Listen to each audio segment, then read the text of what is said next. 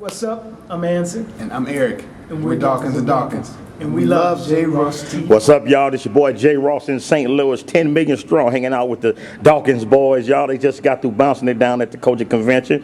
And a lot of folks, we just want to get some background information on them. Y'all found out how they started and what made them sing and all that kind of noise. Y'all know how we do it, so run with it, y'all. We've been singing since we were like babies, basically. We used to sing with my mom when we were little. We grew up singing in church with PKs, so it was kind of like one of the things we had to do. And then we got older, we started singing more together and had a couple groups locally where we lived, and then had a chance to meet Fred Hammond through a mutual friend of ours. Fred Hammond heard something and he believed in it. He put us on, hired us to be in the band for commission. So we toured with them for like 2.5 years. And during that time, Fred produced our first CD, which came out in '93. So we've been doing this since '93. Got another one came out in '94, and then the next one in '98. Took a long break, kind of like Dr. Dre. We took a 13-year break, and we just released our new CD back in July called From Now On. So we're back, and by popular demand, I would say, our fans were on our heads like, man, where y'all at? Come back. We still rocking the CD that y'all put out in '98 and the one put out in '94. People just rock all of our stuff because we feel like we have a timeless sound. And they've been true to us all this time, so we just felt obligated to come on and do another CD. So here we are, me in St. Louis at the COGIC convention, putting it down. From now on, Light Records, go get it. Go get it. And if y'all want to follow us, we on Twitter, we on Facebook. Twitter, at @eDawkins. At @ADawk. And at DND Music. Oh, they got theirs together, y'all. Right. Facebook.com/Dawkins and Dawkins. And if you want to email us, dawkinsandDawkins@gmail.com. And we do respond. Yes. Hey, let me ask y'all this now. Like a lot of cats see this and they want to be where you at, they want to sing and all that. What kind of rigors is it being on the road, young man?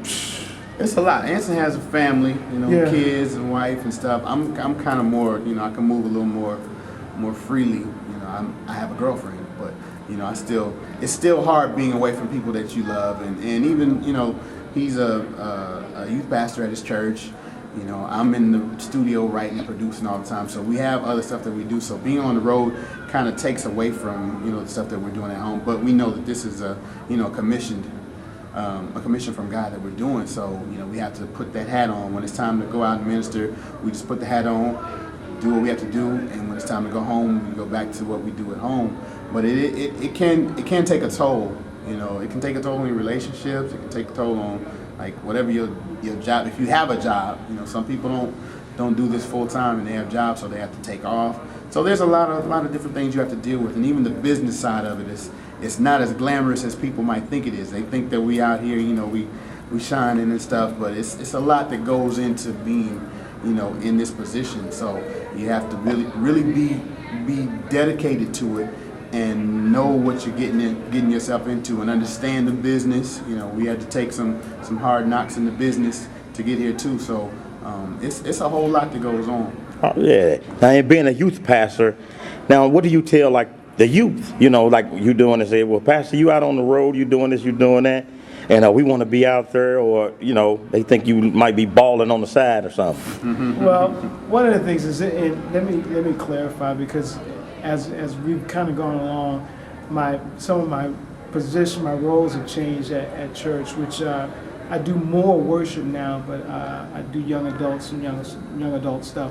But one of the things that I try my best to do, and the thing that I like about local church ministry, is the fact that you get to walk with people hand in hand through a lot of the stuff that's going on day to day.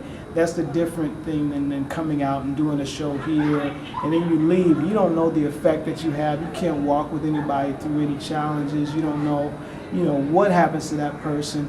You just pray, and hope that but when you can walk with somebody day after day and they can watch you, and because I think that's one of the ways we learn is that I do it, you watch me do it, then we do it together, and then you do it and I watch, and you do it and let somebody else watch. So it's a discipleship thing that happens. So I mean, more so than telling them what, what's going on and how things are, we just walk together. We just walk together, and it's not a huge deal where you just, where I got to go and just kind of illustrate, well, this is how we do this, and this is how we, but you kind of walk through and allow a transfer, from life as you walk through life, and allow that transfer to happen. So what's next for you guys, Dawkins and Dawkins? What's popping? We probably gonna get into some TV, hopefully some film. I'm about to start doing some scoring here.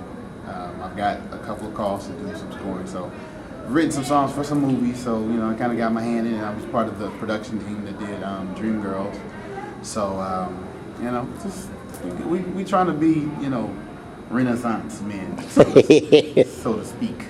All right, y'all, this is Jross-tv in St. Louis, 10 million strong with Dawkins and Dawkins. Y'all, we're going to let them bounce up out of here. We out, y'all. Peace.